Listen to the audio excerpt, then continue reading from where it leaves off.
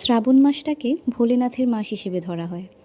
এই মাসে নাকি ভোলেনাথের পুজো করলে বিশেষ ফল লাভ করা যায়। শ্রাবণ মাসে ভোলে বাবার অনেক ভক্তরা অনেক দূর দূর থেকে জল নিয়ে পায়ে হেঁটে নিজের জায়গায় এসে পৌঁছয় সোমবারে, আর সেই জল কোনো একটা শিব মন্দিরে শিবের মাথায় ঢালে।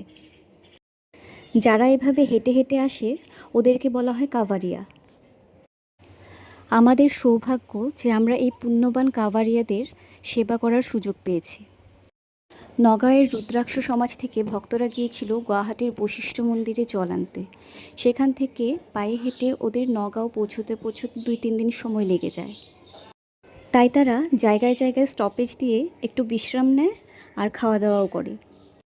ওরা ফেরার পথে যেদিন জোড়াবাটে স্টপেজ দিল সেদিন দুপুরে আমরা ওইখানে চলে গেলাম। আমার ভাসুর আগের থেকে ওদের সঙ্গে ছিল, পরে আমি, খোকন আর আমার যা ওইখানে গিয়ে পৌঁছলাম। কাভারিয়ারা ভোলেনাথের আশীর্বাদ পাওয়ার জন্য এত কষ্ট করে, ওদের ঘুম হয় না, হাঁটতে হাঁটতে পা ফুলে যায়।